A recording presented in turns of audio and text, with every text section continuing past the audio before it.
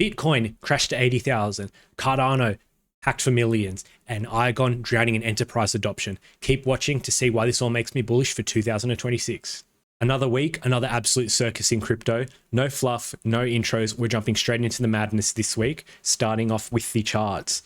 So Bitcoin is at 87.455 thousand USD. Ethereum is just under 3,000 USD. Cardano is at 0.42 USD and Iagon is at 0.116 USD. Everything in general is pretty red. Iagon has held up in the last week and the last month, overall 5% up. So Bitcoin in last week, about a week ago, went from 93,000 USD to about 80.5 USD in about 24 hours. There was no real news to cause this. It's just typical factors like people de-risking, Fed mixed signals, stalling of Clarity Act due to the shutdown, institutional investments are slowing down, and old holders are taking profits. Dave the Wave, he posted this chart, which shows Bitcoin bottoming against gold. So this sort of backs up the information that I shared last week that Eric Trump made. He stated he believes liquidity will flow from gold into Bitcoin soon. So this is another indicator to add to the list of things to sort of say that we might not be in that 4-year cycle anymore. This might be the first cycle where we break that, but that remains to be seen until things start turning positive again. MicroStrategy has continued buying the dip, so far totaling 835 million USD in the last week. Yet again, the whales are buying, retail and small players are selling. Adding to the list of buyers, big buyers, El Salvador also bought the dip, buying a total of 100 million USD of Bitcoin, another whale buying, whilst retail and small players are selling. Saudi Arabia announced a massive Bitcoin mining operation. An interesting angle to take from this is that they're spreading their eggs from all in on oil to now a bit in Bitcoin. People really need to ignore the FUD in media. Look at what the big players are doing, rather than what the media is fudding you. The media makes more money from negativity and outrage, getting more clicks. Japan is planning on reclassifying 105 cryptocurrencies as financial products, allowing them to reduce the tax rate from 55% to 20%, aligning with stocks market tax policy. This is bullish, as now the big players in Japan will be more likely to invest in crypto. Why would they have invested in crypto if they were going to be taxed 55% instead of 20% like stocks? Texas has become the first state to buy Bitcoin for their strategic reserve. This is incredibly bullish. We heard news of Texas wanting to do this before the US government. So now Texas has done this. I don't think the US is going to be far behind, and it will also inspire other states to do so. There has been lots of FUD floating around on X and media websites, but this well-written article by Pi Lanningham, the CTO of Sunday Swap, clearly articulating what happened with the Cardano attack.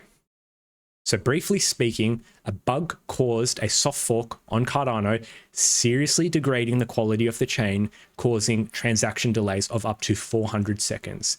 There was no direct hacking of funds per se. However, the significant delays caused leverage positions to be wrecked as they were unable to take funds out when they wanted. It also messed with staking reward calculations and messed up with other dApp functions. You can read the full article yourself. It goes into quite a fair bit of detail, which we don't have time to go into. So who did this and why? Homer J has been confirmed to be the person of interest. They performed a similar style attack on the testnet and then quite soon after performed the same attack on the mainnet prior to being fixed. They performed this attack by attacking Charles Rat's pool.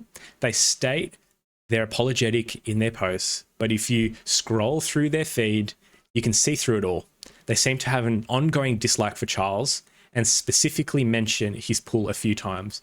If I was going to bug a pool, I'd do it on my own pool, not someone else's, right? Charles has also stated that the FBI is now involved and he is assisting them with their investigation. This has caused many heated discussions, debating the whole permissionless, decentralized free will to do so. Charles in his video sees that angle but disagrees. He states we should look at it by the individual violations. For example, someone's inability to remove their funds from a leveraged trade has now lost money, or someone who has had their stake calculated incorrectly and lost money, rather than the macro view of attacking a chain, as it's effectively people's livelihoods that were attacked. This attack could have broken the chain with the potential to end it, but Cardano's design shone through and worked as intended. As a result of this FBI involvement, it has pressured a Cardano dev to quit IOG due to fears of their own life from the backlash of this incident. So I'm really sorry that they felt that way and they had to do that. But that's what happened. Now for some positivity out of all of this. Why does this attack make me bullish? As a result of this attack, the three founding parties of Cardano are all unified and dialogue has reopened. This is bullish for me because a chain can't succeed if its founders are constantly attacking each other or just not even talking. A unified team of Cardano founders can achieve great things like a tier 1 stablecoin or Cardano native tokens on exchanges. Atlas, the team behind Titans, has released their white paper. So I'm going to go through it very briefly. It gives locked funds the ability to be liquid again by splitting yield-bearing tokens into two tokens, the principal token and the yield itself. The Atlas team has calculated that the Cardano chain has an estimated of 20.7 billion USD worth of dormant capital and only 260 million USD captured by DeFi. They believe their protocol will be the key to unlock the dormant capital to participate in DeFi. I was originally intending to talk about Atlas in more detail during this video. However, I'll actually be doing a whole separate video as it required more time to talk about, so follow or subscribe to not miss out on that one. I've obviously given a very brief overview of the protocol and highly recommend others to check out their white paper. I think that there are some great opportunities to be made on assets that yield is expected to increase, like IAG. I wish the Atlas team luck on this new project. After all the hype from the initial announcement, Kraken has now officially listed Iagon with both USD and Euro pairs. This is awesome, as we can now purchase Iagon directly instead of through the previous barriers and losing money on fees. Kraken is one of the top exchanges, so now when retail hears news, they can purchase directly on the exchange instead of trying to navigate the barriers too. It was also said that Kraken is one of the final steps prior to an F50 announcement. SNEC has had their 5 million ADA Treasury loan withdrawal just approved. This loan was proposed to assist in central exchange listings. As mentioned last week, Nav and the team were already working on this and we're going to pay for the Fireblocks integrations out of their own funds and get a repayment through the Treasury. They're going to request one of those. But SNEC and the Iagon team have spoken and have stated that the SNEC team will contribute some money towards the listing with Iagon together. I believe these two projects are destined for greatness and will drag Cardano and its native tokens along with them. The Iagon team hosted their weekly community AMA. The two main key takeaways for me were that the Iagon team are currently drowning in enterprise interest and simply don't have enough staff to facilitate said partnerships. They believe that the revenue generated from the Worth partnership will give them the funds needed to hire more staff to facilitate more partnerships, leading to exponential growth. They also state Fireblocks went to the Cardano Summit on their own accord and were very interested in talking to them. Apex also briefly joined, letting everyone know that we're also seriously underestimating the interest in Iagon. Big things are coming.